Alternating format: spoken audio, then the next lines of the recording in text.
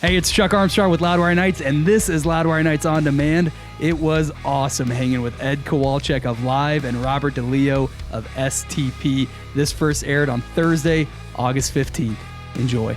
There are a handful of bands that immediately come to mind when I think about the decade of the 90s, and an even smaller handful of bands that immediately come to mind when I think about their importance to music still to this day. But there's no question two bands that fit into both of those are Live and Stone Temple Pilots. And so needless to say, I'm pretty thrilled to be hanging with guys from both bands tonight. STP's Robert DeLeo and Live's Ed Kowalczyk. Guys, thank you so much for being here tonight. Thank you for having us, Chuck. Thank you. Yeah, absolutely. Well, listen, you guys are hanging together tonight because we're celebrating the upcoming Jubilee Tour with STP and Live co-headlining as 2024 marks the 30th anniversary of both bands' incredible albums, Purple and Throwing Copper. Robert, let's start with you, but Ed, I'm coming for you too, man. What runs through your head when you hear that number, 30 years? It makes me feel old. Yeah. But like fine wine, Ed, right? Oh, yes, sir. That's right.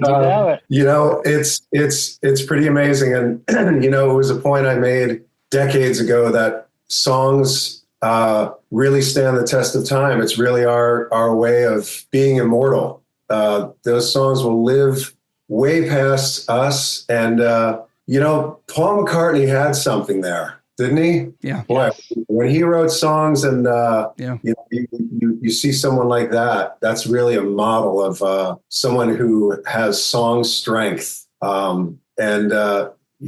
What I aspired to as a little kid when I first put those 45s on, and carrying that tradition. And, we all shared that through our career of knowing the power of songs. That's really what I think of now after 30 years later. If, it still gets me off hearing songs on the radio. Our song played. It's being on stage and seeing people out there appreciating and singing along to those songs. I feel very fortunate, very fortunate. There's a lot of bands out there that are great and don't get to experience those moments the way that we do. And I'm thankful for that. Well, and Robert too. I mean, it's why you're still here, right? Because you still love that, and you're not taking any of that for granted. Well said. Yes. Yeah. Still enjoy it. Mm-hmm. Yes. Ed, do you disagree with everything Robert just said?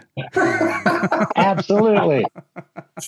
Oh man, 30 years. I mean, God, 30 years. I'm still, such a trip. It's so cool we made music that still matters. That 30 years later still matters to people in a big way. It's this ongoing conversation that hasn't stopped, hasn't lost any steam, regardless of what, the business is doing or, how everything's changing or staying the same or whatever. It doesn't, the fact is that these songs touched people so deeply that it started this relationship that is still going. And, it's just cool because, the perspective of I'm 53, my perspective is totally different, but so are the fans, but in a great way, like a deeper way. It's so cool to hear people say that, God, man, this song you wrote when you were 23 matters probably more to me now than it did then. Like I hear things in it now that didn't make sense to me. I liked it then, but now really I can't live without it. Yeah. That's incredible to me, Yeah, no, it's amazing, man. And also like, you think about the fans like me who bought these albums and listened to them when they came out. But also, man, 30 years later, like you're talking about, you guys, your bands have brought new fans in, right? New generations of fans who weren't out buying the album and yet still connect with it years later. It's just it's an incredible thing. Yeah. Yeah. Mm-hmm. It sure is. Well, and Robert, you talk about the songs, and Ed, you talk about these, like the connection of those songs with fans.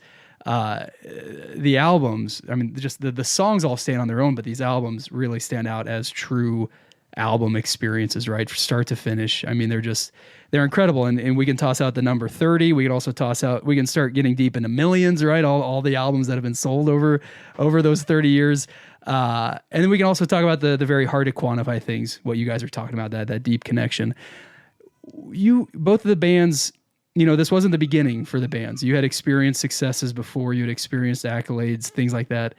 When you were putting Purple together, when you were putting Throwing Copper together, did you know that you were making something that would have this legacy decades later? Like, did it feel different to you, Ed? We'll start with you, man. Well, you hope so. I think you definitely hope so. You definitely hope you're trying to make music. We set out to make music like our peers that were inspiring us, so you certainly hope that you're crazy enough to think that, maybe somebody wants to hear what I have to say. You have to be crazy to do that. And you have to just step out into it. It's like a probability cloud. You don't know what's going to happen. Just stepping into it as strong as you can with as great as ideas you can come up with. And it was just an exciting time in that sense, just stepping into this unknown, but being surrounded by so many great artists doing their peak work as well. They're having their these incredible creative moments as well.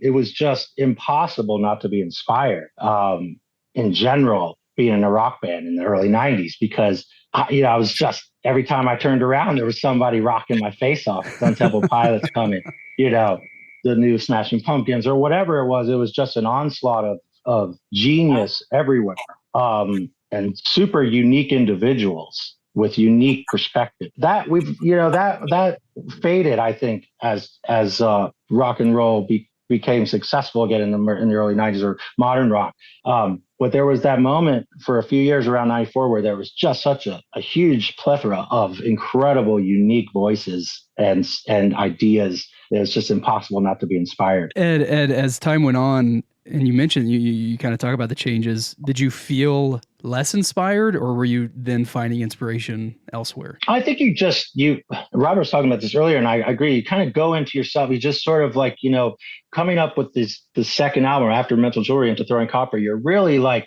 there's all this pressure. Okay, do it again. Now you're in a business. Now you're not just a band, you're a business. You're trying to succeed in that way. And we just said, to hell with it. We're just going to continue to be ourselves. And we were also supported, like you were mentioning how Atlantic was, we were supported like that too, Robert. We had an independent label, Radioactive Records, MCA, and they were pretty hands off. I mean, we were just able to rip it, just rock it the way that we felt. And which again is something that is few and far between these days. I would imagine, as it's just a different time, a different level of support from the companies, had a different modality going on.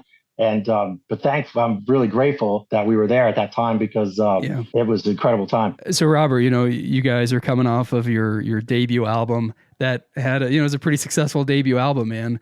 When you started putting Purple together, was there a sense of like, oh man, this is something special, or this 30 years later, man, we're going to be talking about this album? Well, I think the more success you have on your first outing puts more pressure on the sophomore effort. And but I have to say, I was sitting down with Jimmy Page one time, and I said, what was your favorite Zeppelin record? He said it was the first one because it gave him the chance to do the second one. So, looking at that, Core really gave us the opportunity to make Purple. But we experienced that pressure for just a minute. And then we settled down and realized that we just need to make a record. That's all we need to do. And when we got to that point of not thinking I needed to write another plush, and we just settled in, and Brendan O'Brien was a big part of, leading that on and being real about what we were doing. I think at the time there was no other choice but to be real about what we were doing. Yeah. So when we made that record, we just did our thing. We didn't put too much thought into it. We went to Southern Track Studio in Atlanta, and we tracked that record in 11 days. We mixed it in 4 days, and Brendan, we were done. And that was it. And here we are. Yeah. Yeah, here we are. I love that. Well, I know we're just scratching the surface, guys. But I do want to ask, we're spending time looking back, and no doubt that's what you guys have been doing, and you will be doing on this tour and all of that. But, looking ahead too, right? I said at the start of this STP Live, it's not just a nostalgia thing. You guys are still, I think, important and significant and relevant in the conversation today. So let me ask you, and either of you can jump in, but what's ahead, man? Like, what's on the horizon for the bands? Oh man, recording. I'm so excited we're recording again. We just recorded a little bit in Austin in June, and actually put a song together called Lady Bang, which Dean played some slide guitar on, so we're dropping that on 816. We had play that on tour a little bit. It's a rocker. It's fun. But just to be recording again and to be making new music is a really big moment. Had some change ups. Live 2.0 lineup is here to stay, and we're rocking. I mean, it's just our production's really cool. We have two great guys in the band. My guitar player Zach Loy and Nick J. The keyboards are incredible at producing as well. So we have this whole in-house thing going on with that, which is really inspiring. So yeah, it's as much as we're looking back and celebrating, we're super excited to put out a new song and to be recording again. Awesome. Yeah, I love that. Yeah, no STP right now, but just been working on my second solo record, and Dean's got some music coming out too on his own, and just kind of exploring a little different sonic areas right now. Right on, man. I'll take it. Ed Kowalczyk, Robert DeLeo, thank you both so much for hanging. Again, to say Live and STP were a significant part of my life 30 years ago and still today, that's an understatement. And so it's a real privilege to get to catch up and chat tonight. Thank you. Congrats on these milestones. Congrats on these records. We've got details at loudwire.com on the tour. You can also stay caught up at livetheband.com and stonetemplepilots.com. You both are welcome back whenever you'd like. If you want to come on your own, that's cool too. But if it's a package deal, that's great. Sounds great, man. Thank you so much.